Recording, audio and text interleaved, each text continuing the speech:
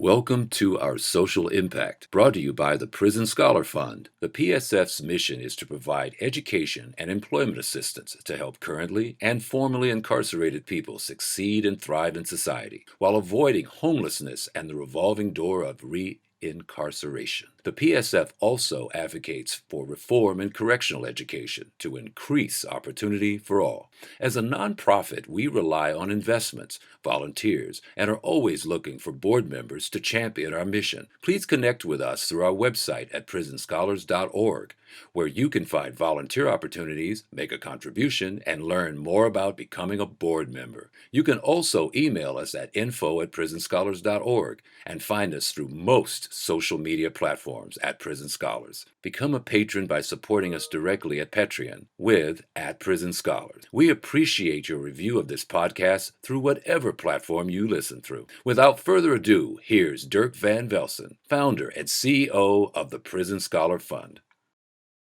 So welcome to our social impact. Today we have Violeta Alvarez, and you are at the Underground Scholars Initiative. Yes, correct. And we're also at Berkeley.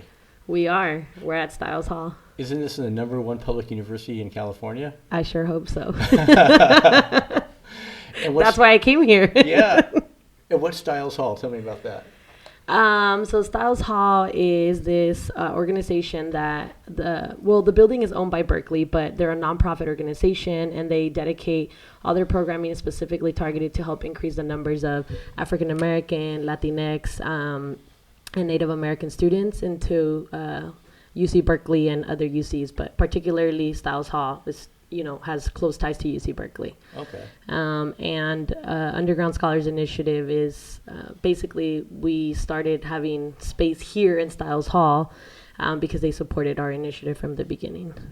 And were you part of the organization all the way through? Yeah, I transferred in 2013. And when I transferred in, there was already a couple of people that were having conversations about having an organization or a space for formerly incarcerated individuals, such as Project Rebound over at SF State, which at the time was the only program at any state school. Okay. So tell me about your journey here. I think we're all kind of in the same bucket, being formerly incarcerated. Definitely. Let's see. I grew up in San Diego, California. I would say the first 7-8 years I grew up in Mexico, and then my mom immigrated here with myself and two of my two brothers. There's 3 of us. So grew up in a single parent household. At the time, the community where I grew up, there was a lot of prevalence for like gangs, violence, drugs, stuff that was easily accessible, and that it was pretty hard to not be around it if you had a lot of time on the streets. And if you're around it, you're kind of in it. Correct. That's it, because that's your reference group. Yeah, definitely. I do think that I was exposed to it at a very young age because my mom worked 2 full-time jobs and dad was not around. So I think it's one of those where you're kind of left on your own to fend for yourself, and the streets were where I took, I would say, refuge. And did you have brothers and sisters? I do. My older brother, my younger brother is currently in prison, and he's been in prison for the last 8.5 years. My older brother is not, and he has been incarcerated before, but he's not currently incarcerated. So this is kind of like the typical story we hear: single mom, working a couple jobs, dad's not around, a couple kids at home. Tough situation. Right. It was inferred from what you said, but I myself am formerly incarcerated as well. I think when I transferred here, it was something that I never really spoke about because I was already a parent myself. And I think the stigma of being formerly incarcerated, I just didn't want that stigma as associated with my name. And so I never really spoke about my journey or being formerly incarcerated or my drug addiction or involvement with basically anything up until the time I transferred here. But I went through community college and through all that, basically just being silent about all that. Okay. And so when did your kind of criminal lifestyle start? Do you remember what age that was? I believe it was maybe like around 12, 13 when I went into middle school. Okay. That's probably the earliest memories I have of starting to use drugs and being involved in, other activities. So what was your path to prison? Was it selling drugs or violent crime, or what would you get caught up in? Well, it's funny, but not funny. But usually, I don't like to really dwell on the specific crimes, and the only reason why is because I feel that then people could hypercriminalize you even further in terms of, okay, this person did this person did that. My own personal, I would say, story lands. I was in juvenile hall, in and out from like age 14 to about until I turned 18. And then when I was an adult, caught a couple of cases as an adult, but was always kind of in and out of county jail. My last case, I actually ended up fighting a 10-year case, which I won. I was pregnant at the time with my first son. And then that was, like my last thing, which I ended up doing about 5-6 months for that. I came home and I was pregnant, didn't qualify for any benefits because at that time, if you had any drug-related offenses, which at that time I already did, you didn't qualify for like CalFresh or food stamps, as what it was called before. Oh, yeah. And so I think I was homeless. Fortunate enough that my mom was open to having me back and supporting me. But I think that's probably when I hit rock bottom. I was 19, was a high school dropout, didn't have a job, was 7 months pregnant. Looking at 10 years. Yeah. Kind of getting ready to do the life on the installment plan. Yeah, exactly. I think for some reason or another, I was very adamant about fighting my case and not taking a plea deal. They wanted me to sign a 2-year prison term, which I fought off. And I am very, very glad that them kind of pushing me to think, oh, you're not going to be in your kid's life for 10 years. Just take the deal. Oh, when that starts hitting you. Yes. Did you take it to the box? No, it didn't, but I think just the way that the system and the way that the DA presents plea deals was just, they just want you to take the plea deal so they could have basically, yeah, this person was sent away. Yeah. But no, I wasn't having it. So you didn't take the deal and they dropped the charges? I didn't take the deal, but I ended up basically continuing with the case. And I ended up signing what's called like a prison lid, which basically meant if I did anything the next 3 years after I came home, whether I stole a candy bar or anything, I would do a mandatory 2 years plus whatever additional crime I'd committed. Yeah, we have that in Washington. They call it diversion. Yeah, that's... I think my public defender at the time didn't want me to take the deal because he said that most people violated that. Yeah. Because it was very minor things that you could go back. Almost like technical violations on parole kind of deal. Definitely. But I think being pregnant at that point, I said, I just don't care right now. I just want to go home and have my son. Yeah. Have my son. And I think it was even more difficult because I was pregnant. And I just remember, the CEOs really didn't care. I mean, whether I was pregnant or not, you still get treated the same. Not that I wanted special treatment, but just being treated like a human would be nice. Yeah, for one. There was just a lot of things. I would say, like, as a woman being incarcerated, I don't know what it's like to be a male incarcerated, but as a woman being incarcerated, I think there were like a lot of things, like in terms of before where you would only be allowed certain, sanitary items while you're on your period, even though it's not something that you want, but you just naturally get. Just the lack of like mental care, medical care, and so it's definitely, I would say, a little different in terms of, at least from my experience as a woman being incarcerated. And if you're pregnant, CPS gets involved, so they automatically want to take your kid away. So there was just a lot of things in play while I was fighting my case, but nonetheless, like I said, I was able to come home. I didn't have a house of my own, but my mom was, allowed me the opportunity to come home, and she knew that I was 2 months away from giving birth. So kind of after that, then what happened? You kind of, sounds like you did a lot of thinking. Or at least a lot of fighting, and the fighting kind of made you... Yeah, definitely. I think coming home, the reality is, I came home and I didn't have a high school diploma. I was 7 months pregnant. I didn't have a job. So the circumstances were pretty stacked against me. And then finding out that I didn't qualify for any benefits as well, I think was, I'm like, okay, I need to figure it out for the next couple of months. And just as soon as I had my son, I started looking for employment, which was not easy because, as you know, having a criminal background definitely diminishes the opportunities that you have available. And especially once you disclose, I remember, always marking that box. Have you ever been convicted, or arrested? Yes. And then having to explain, and in the best manner, having to explain what sounds better, or how do you explain this crime? Yeah, even the juvenile stuff that still pops up. Well, at that time, for sure, I was still, 19, 20.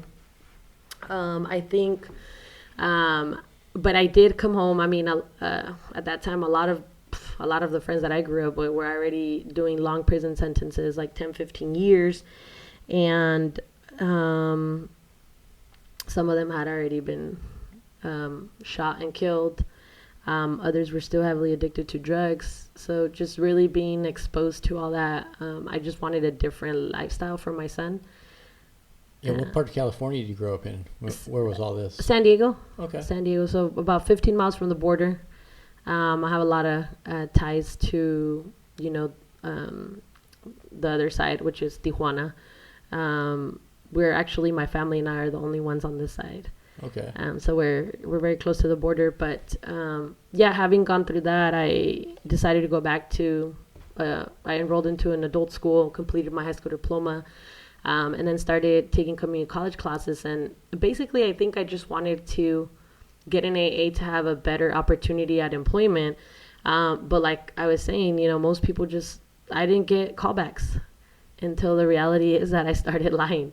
I started saying, no, I didn't have a criminal conviction. And guess how many people started calling me? A lot more than when I was honest.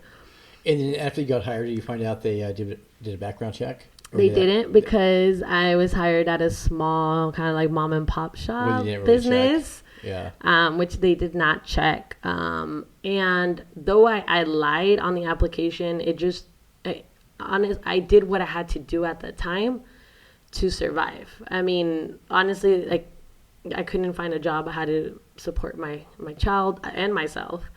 And so I think that was the main reason why I decided to go to community college, just because I said, well, probably employers will overlook the fact that I have a criminal background if I have an AA. If you have something to balance it off, yeah. Yeah, so it started just like that. I went to community college, but I was also working full-time. I couldn't afford to be a full-time student, so my journey in community college was definitely different.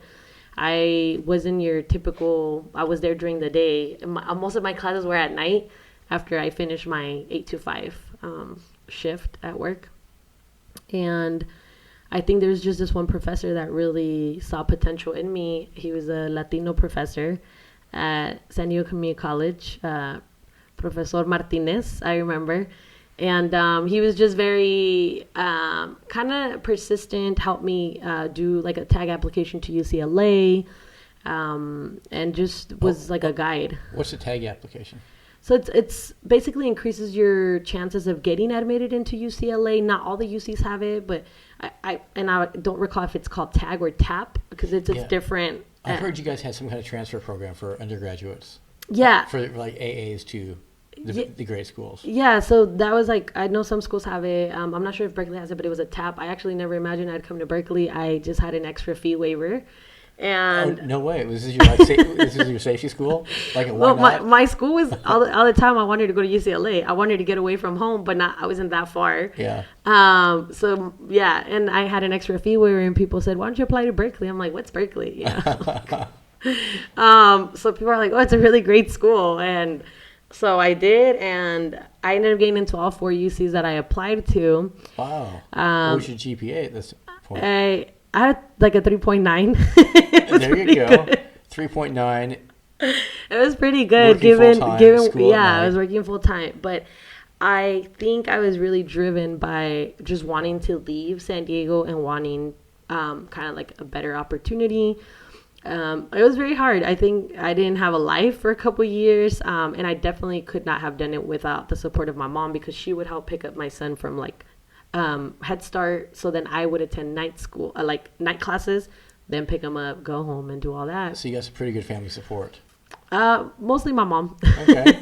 You're the first person in your family to get a college degree? Yes. Congratulations. Thank you. Yeah, I was the first one. And then once I came to, I actually decided to come to Cal because Cal offered me more money. That's a good reason. So, yeah. So actually UC Berkeley is the only UC that if you're a student parent, they have like an additional grant that you don't have to pay back. Okay. And so there's the only UC, I'm not sure if any other UC now offers it, but at the time they were the only UC that offered that. And they also had they have family housing. Okay. And so I came to check out the school when I felt that it was like the best opportunity. My son was 4 at that time already. And so I transferred in and I was still, you could say in the closet about being formerly incarcerated and about all these things that had affected. And more than that, I think I still had all this trauma that I hadn't really dealt with. So I was kind of on the go, but never really open about my former trauma, the stuff that I had to, deal with, being formerly incarcerated. And so at the time I transferred in 2013, my brother was transferring to a prison, his prison term. And how long is he going down for? So he got a pretty long time, over 25 years. He's been in for 8.5 now. But it was a very, I would say, very depressing time that I was being applauded for transferring to like the #1 public university, but the closest person to me, which is my brother, or that particular brother, he was being transferred to a prison. So it was very... That's got to be hard. Yeah, it was very ironic, and I don't even know the words to put it, but a time that should have been, I would say, like full of happiness was definitely not. Was definitely a lot of survivor's guilt. Yeah, there's a big cloud over that achievement. Yeah, definitely a lot of survivor's guilt, and just having those thoughts of why did I make it out, or kind of like those thoughts. Definitely survivor's guilt and imposter syndrome for sure. Especially coming to a university like Berkeley, where a lot of students have parents who are professionals who grew up in a 6-figure income household, and coming here and sitting next to a lot of individuals or classmates that would say, oh, I have a beach house, or we have a vacation home. And, and I'm sitting in class hearing just, where are you going for spring break? I'm like, I'm driving to San Diego because I can't afford a flight. Yeah. So I think coming to Berkeley really made me burst out of that bubble that you grow up in as a low-income individual. And where you kind of are not exposed to other worldly things. Now you have a different reference group in some weird way. Yeah. Now, and this is where Underground Scholars comes into play. So when I transferred, I heard there's some folks that wanted to start an organization or to have a space for formerly incarcerated and system-impacted students. And it sounded like when you got here, you kind of kept your head down and you're doing you. This was like the first couple weeks, and I heard there was this meeting, and I'm like, interesting. Yeah, how'd that cross your radar? I was like, there's formerly incarcerated students at Cal? What? It's like, who would let them in? Yeah, exactly. There's got to be a rule. And I didn't talk about that in my personal statement because I thought I would be denied admission. Yeah. So it was always very closeted, and they're public about this? Yeah, what? they're exactly. And I actually remember going to my first meeting and... Did you try to sneak in just in case it's a setup? I was just very attentive. Like I was very hesitant to be open, but I was listening in to, that's where I met Danny Murillo, Steven Cifra. I met another person, Wendy. And, I think I believe I met one of the professors that really supported our endeavor, which was, I think it was Victoria Robinson at that time. And so like I was just listening to what they were saying. I was still very taken aback of like what was going on, and Kind of wary. I was fairly new. Did I'm like, you give a fake name like AA? AA. Hi, My I'm hair Bob. is AA. Welcome, Bob. Yeah. Yeah, no, and I think that, you know, I actually started going more to these meetings. I ended up self-disclosing that, like, I had been incarcerated, that, you know, my brother was also incarcerated, or he was currently doing time. And I think that fall we became an official student organization, became Underground Scholars Initiative. Are you a 501c3 then? We weren't. Now under the UC Berkeley school, they are a 501. Or you have a fiscal sponsor being UC Yeah. Berkeley. So Gotcha. our fiscal sponsor as Underground Scholars Initiative was Styles Hall. Okay. They've always, in particular, I would say the director Dave Stark has always supported our journey and our expansion. Oh, so Styles Hall is its own entity outside of Yes. UC Berkeley? Yes. Oh, no kidding. Yeah. Okay. So Berkeley owns the building itself, but it's And Styles Hall completely is nonprofit. yes. Very cool. Which is how they're able to do what they're doing in terms of helping those particular population, because they're their own independent. They're not, Okay. you know, it's not They have their own mission, Exactly. their own fundraising. Yes. And what do you guys do for fundraising for this? Well, Or what do they do for fundraising for Styles? well, they have, you know, a board, and they do a lot of fundraising in terms of reaching out to big companies, and I think even people who've came from Styles Hall and now have other positions they donate back, they give back to the community. Okay. So what was your involvement kind of forming Underground Scholars? So like I said, when I came in, you know, folks were already having a conversation about it. There had been a class where it was like a reading group, and they were part of that. In the fall 2013, we became an official organization. We started kind of reaching out. People started finding out about us. People started writing letters to us from prison. And I mean, we had like a really small office. We got our first grant from campus as a student org, where we were able to purchase like a computer, printer. Kind of like our first official setup. It was. And you got office space here? Yeah. Very cool. You're legit. Yeah, we were This is actually legit. happening. We were running. We were up and running in spring 2014. And that back then there was maybe like 6-7 of us. I would say this was like spring 2014. Fast forward, I know now there's more than 45 students involved. All formerly incarcerated? No, not necessarily. Just passionate about the mission? I think there's even more if you count all the system impacted individuals, but I would say at least for sure there's at least 25 that are all formerly incarcerated. Okay. That are currently have self-identified. And I'm including people who now have moved on and done a full circle from undergrad. Well, we have folks who used to write to us from prison. They came home, they applied, they got into Berkeley. And some are even doing master's programs now. So it's like a full circle for me to be able to see folks who used to write to us, and now they're, you know, here at Cal. That's amazing. Yes. I mean, Berkeley has always kind of been on the forefront of social change. So maybe that's not surprising. Yeah. But that's still awesome. I think it was mostly us. Well, the door is open. You could do what you wanted. This is Berkeley. Yeah, definitely. I think we also, what we did is we reached out to legislators. So we worked closely with former 9th District State Senator Nancy Skinner. And, you know, she pioneered a lot of, I would say, a lot of bills that have helped our people in particular. Oh, yeah, so let's talk about that. 'Cause, like, it just sounds like you guys formed this cute little organization. Yeah, no. But you're actually doing things. We definitely, we worked with her, and due to that collaboration, we got $500,000 in the summer of 2016. Nice. And now you have a budget. Yeah, that's kind of when we became part of the university, and they needed a program director. So I applied. I graduated in 2016 and got the job. And so I became the first full-time program director. Congratulations. Thank you. I miss it. This is your legit gig. Yeah, it is like, it's definitely, like a baby. Did you check the box on the application this time? I did. I'm honest now. You're like formally incarcerated? Yes, I am.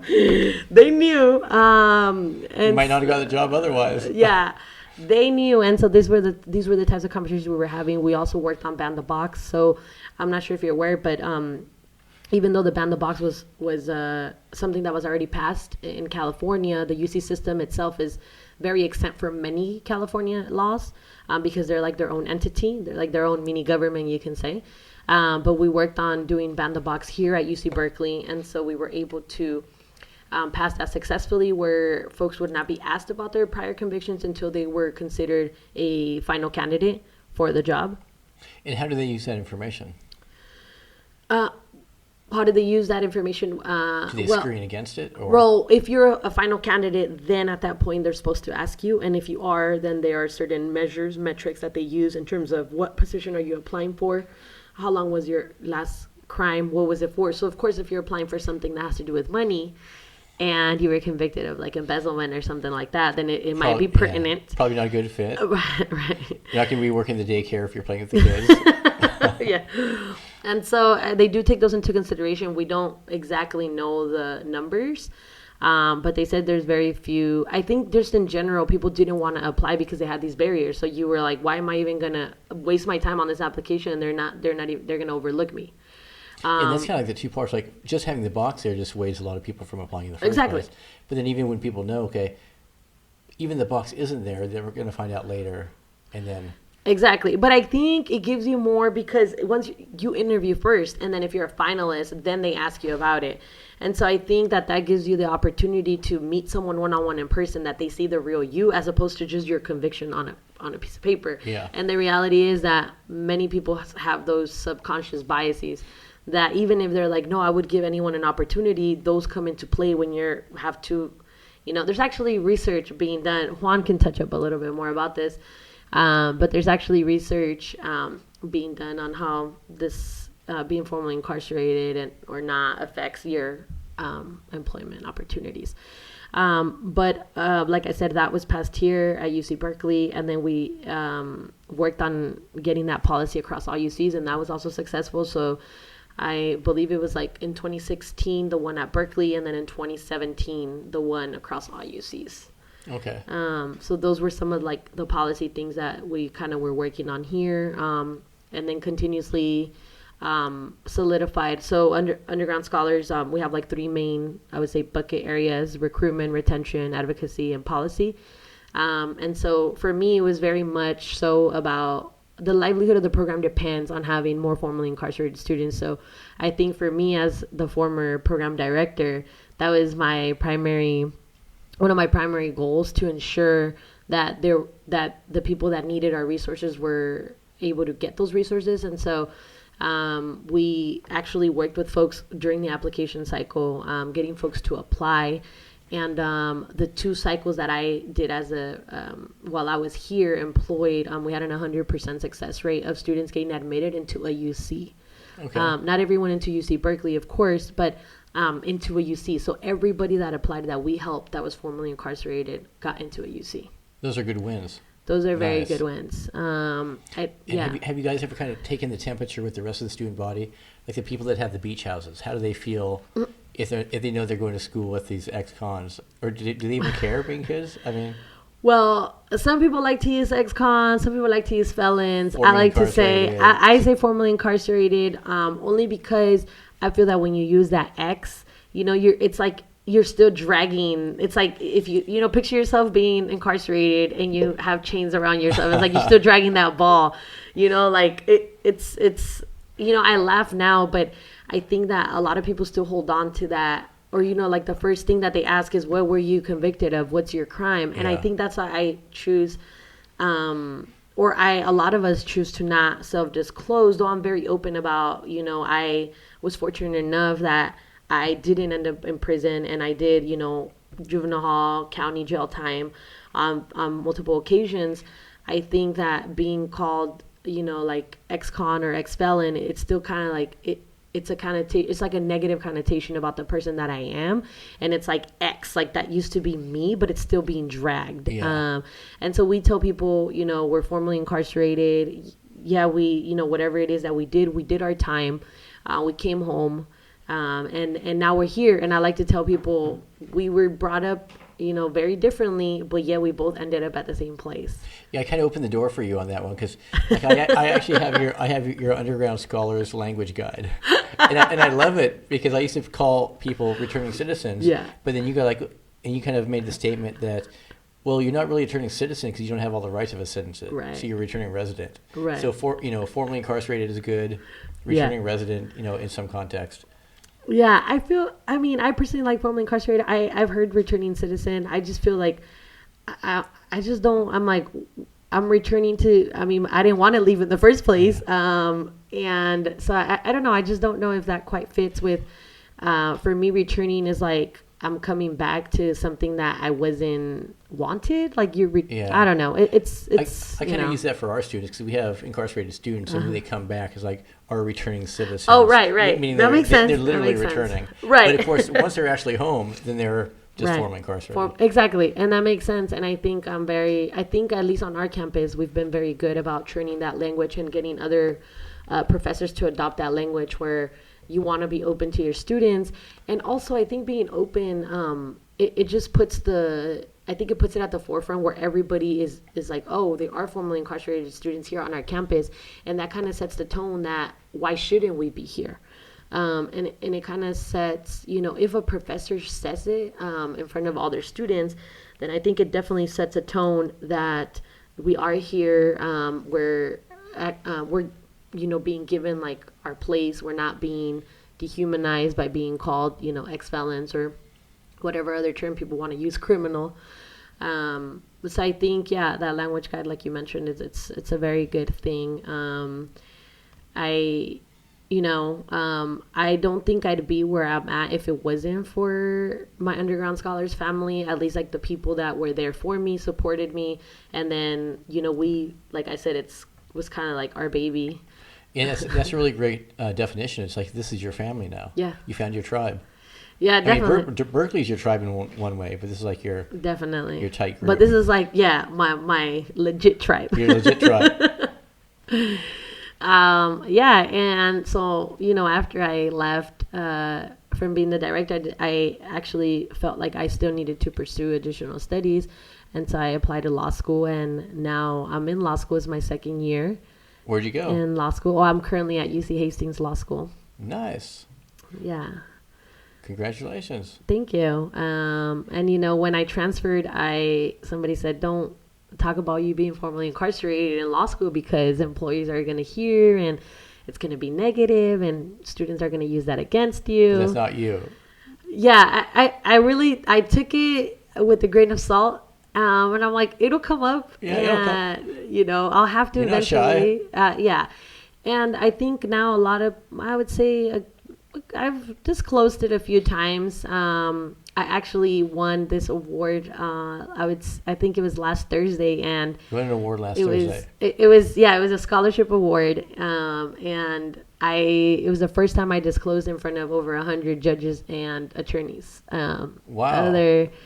So we each had to speak like 3 to 5 minutes. And to me, it's important that I lay it out there that there are folks like that want to pursue a legal career, and that I want just people to recognize that does exist, and that I don't want it to be an anomaly. So curiously, do you know Tara Simmons? Yes. So in Washington, she went through law school. She passed the bar, but then the state of Washington wouldn't let her become an attorney because she had to pass the moral and ethics board or whatever it was. I still have to pass that, correct. And so, Sean Hopwood argued in front of the Supreme Court, and now she opened the door for other formerly incarcerated people to become attorneys. Right. So what are the barriers in California, and are there any other formerly incarcerated people that are attorneys? I do know a couple of people who are attorneys. I won't disclose their names in case they don't want to be disclosed. But I think... so it is possible. One person that I'm thinking in particular, he's very open about his experience. But I do think it is possible. I have heard that I might have to present before a committee. Essentially, if you have a felony, you're considered a level 4 in terms of... the moral and character, which is ironic because the maximum prisons in California is a level 4, correct? Yep. So I just found that very ironic. And so, any felony that you do have on your record, you might have to present before a committee, you might not. But basically, I do have to explain every single arrest, every single conviction. Man, that could be a lot. Exactly. I'm not At looking forward to that. Yeah, I am not looking forward to doing that, but it could be done. I have heard that for folks like us, it could take 10, 12 months, maybe even longer. And so I've been advised to start submitting my my application early on. But like I said, at least on my campus, I've self-disclosed a few times to a numerous amount of people now. I feel that to understand where I'm going or where I'm at, you have to understand where I came from, and you have to understand where I've been to really understand why I'm doing the things that I'm doing. And also I feel that being outspoken paves the way for other people to not feel that shame. I mean, if you are formerly incarcerated, it doesn't mean that, everybody makes mistakes. It just doesn't mean that you can't achieve your goals. And I think that I found that liberating, that I can speak on these experiences, and that other people have said, I'm glad that you're speaking about it, because I've never disclosed, or like people have came up and told me, like, this is the first time that I feel empowered to speak about my own story and to talk about being formerly incarcerated. Yeah, speaking of like everyone's made a mistake, that's a really interesting point, because I was at some conference a couple of years ago, and somebody from Berkeley presented, I think she's part of the law school, but she had some study that somebody at Berkeley did some research, and they figured out that 92% of Americans have done something that would have landed them in prison. Right. Not just jail, but prison. Right. And so when people are like really us versus them, all these criminals are on one side and we're just regular people, it's like they just didn't get caught. Exactly. They had a great attorney. I mean, that's 92% of all Americans. That's like almost everybody. Yeah. Could have been in prison.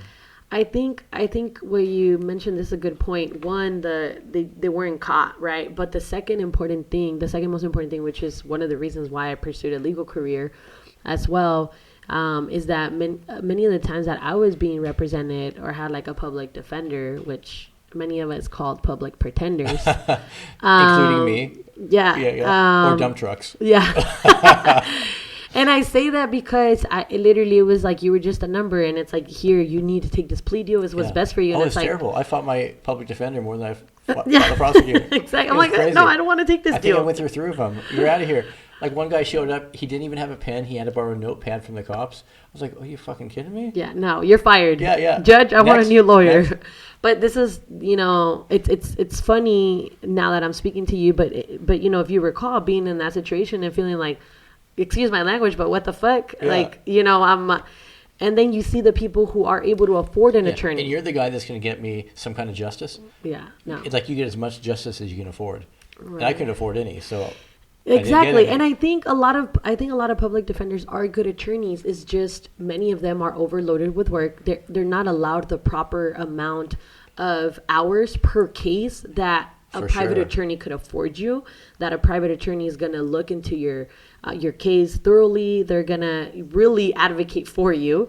And I think for, when you're like these public defenders that are being overworked, overloaded, the reality is it's a governmental failure that, that you're not giving them the fair representation that, people deserve.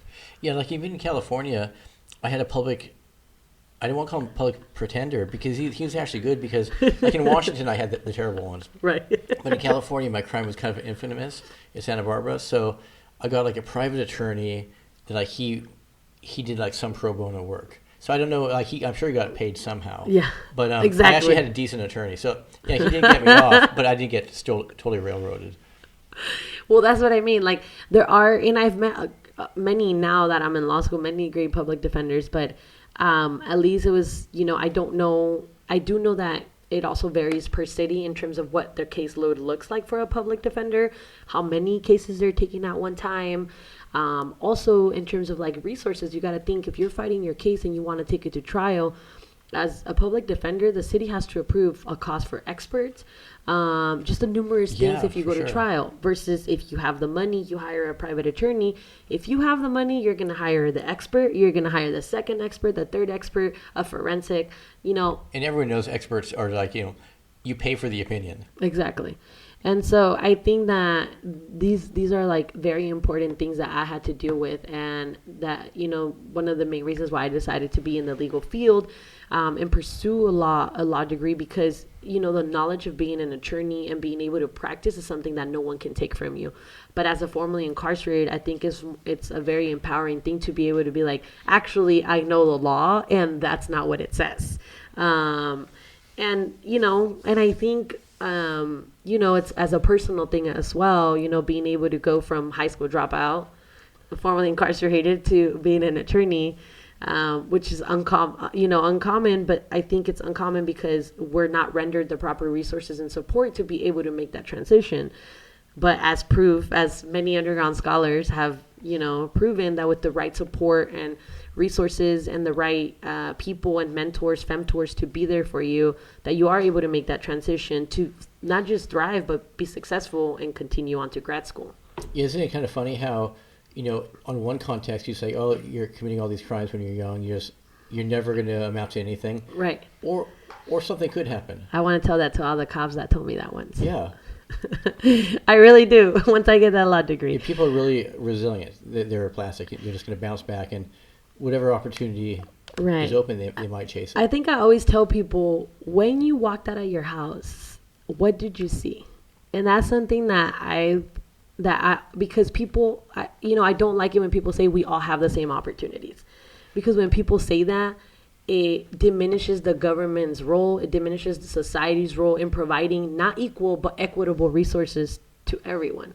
Now, I tell people, when you walk out of your house, what do you see? Because if you're living in, you know, Beverly Hills, or if you're living in a very well, you know, residential area where you walk out, perfect lawns, perfect strip of houses, your opportunities are very different than if you're living in a demolished neighborhood where the streets are all messed up, where there's crack houses.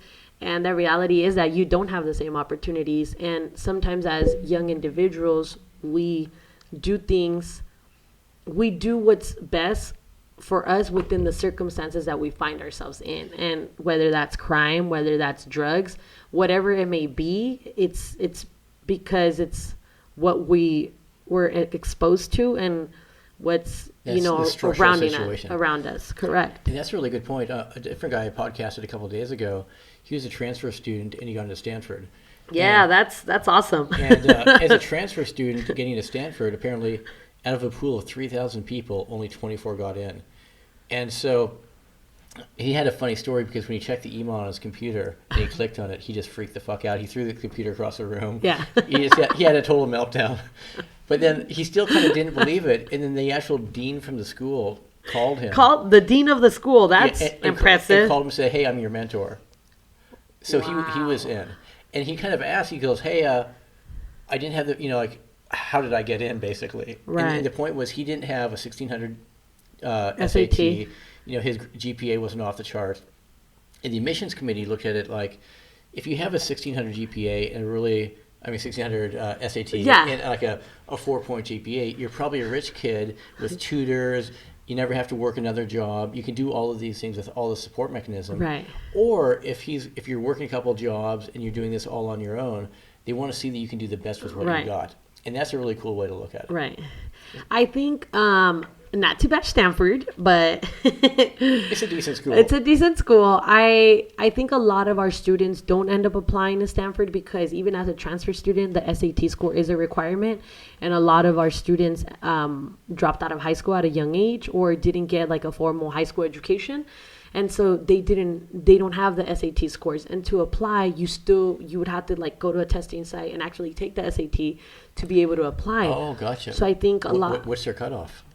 I actually don't know, but I do know that a lot of us didn't take the SATs because we dropped out. Gotcha. And so can't you take the SATs at any point? Or? I think you can, but just the reality is that a lot of the times life is in the way while you're applying. And not just that, but I think people don't necessarily think they'll get into a school such as Stanford because of what they hear or because of how Stanford is viewed as a very elitist school. Not that it's not. I think it's still very elite. But I think that it also shows, So if more and more people start being accepted, then I think it becomes more of a like, hey, you should apply there. And I think that's what we basically did here at Berkeley, because before people would ask, well, when we would apply to grants, what's the need? What are the numbers of formerly incarcerated students? And that's something we couldn't provide. And we didn't want to have a box that said, if you're applying, are you formerly incarcerated? Because then you think they're not going to accept me, so I don't want to say the truth. And then like even short of like your group kind of formed organically, but if that didn't happen, like how would you poll the student body? Like send out surveys. Hey, we're just checking. Yeah, exactly. Just checking. Go ahead. And so I think now what they do is once you get accepted, and with the thousands of emails that you get, I think they do include like, something about like all the resources, but they also include our name. But I think at the time when we spoke about, we told when we did these writings for grants. We don't have the exact numbers, but that's because people don't want to self-disclose if they're not gaining anything. If I'm just gaining stigma, I'm not going to tell you I'm formerly incarcerated. For what? There's no upside. Exactly. Yeah. But then once we had those resources, we started seeing more and more students come through the door. More and more students reach out to us. Prison letters from even other states. We've had people write to us from different states. We've had people come home and specifically move to the Bay Area, relocate so that they could have resources available to them. And I think it's something unique that, a lot of UCs are in the process of replicating this, and there are student orgs on the campus. But the universities, I'm going to shame them for them right now.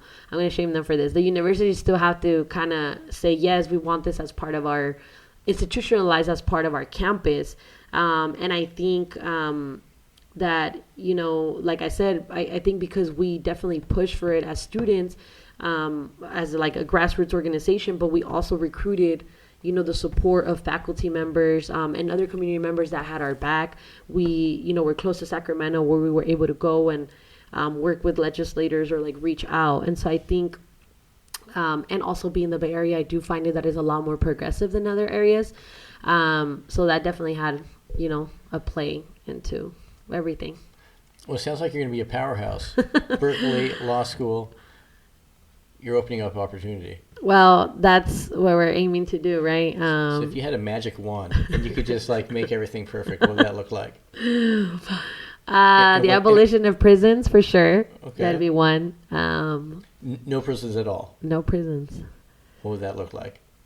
Well, it's funny because, I always when people tell me, I'm like, well, before people couldn't imagine a world without slavery. Yeah. But now we're like, how could we not? So I just find it, interesting that people will say, well, how can there be no prisons? It's like there were no prisons before. It started with paid labor for, people who were like convict leasing. And so if people do their research, they'll realize that prisons weren't like, it wasn't how it is now. Prisons weren't started like that. It was something that became the new slavery. And a lot of it is for profit. Yes, the social construct. The prison industrial complex. Just at San Quentin, a lot of the desks and furniture that's here at UC Berkeley was done at San Quentin by PIA. Yeah, exactly. I used to work there. Oh, did you? That's at Tehachapi. But we had one there too. Oh, exactly. And so a lot of people don't, they're like, what? I didn't know that. Exactly. So it's a lot of for-profit. And so I think it behooves many corporations to have these beds filled with our people because they keep producing at a low, they get paid, 10 cents an hour, 13. I know some in furniture get paid like $1, but nonetheless, And so this could really open up another really long conversation. Yes. But if you talk about like the 13th Amendment, and if you amended that where prisoners couldn't be slave labor anymore and you had to pay them market-based wages, imagine how many prisons would close. Definitely. Prisoners run the prisons. Like they do everything from the cooking to the cleaning to... Right. And now you have, detention centers for undocumented folks too. Now they can hold you legally for longer amount of periods because you have no constitutional rights, or so they say. And prisons are so expensive anyways, but imagine if they had to pay people $40,000, $50,000, $60,000 a year. Exactly. Being inmates to run that thing. Oh, I'm sure our number would not be 2+ million currently incarcerated. Yeah, it'd probably be about 20,000, maybe 30. Right. Well, awesome, Violeta. It's wonderful talking to you. Keep up the good work. Thank you. We'll have to check I in a couple appreciate it. years, Definitely. see where you're at. Thank you so much. Where do you think it's going to be? Well, we'll see, but hopefully in a few years, big changes. I want to work either on policy or be able to do a lot of pro bono within our own community and our own people. Awesome. So Violeta, I totally forgot your last name. Alvarez, but it's Violeta. Okay, so I'm gonna check you because I'm like, my mom would be like, that's not your name. Okay, so I can totally redo it. So Violeta Alvarez. Yes, perfect. For Stiles Hall, UC Berkeley. And You're awesome. and now Hastings Law School. Yes. And Hastings Law School. Bam. Yep. Thanks for your time. Thank you.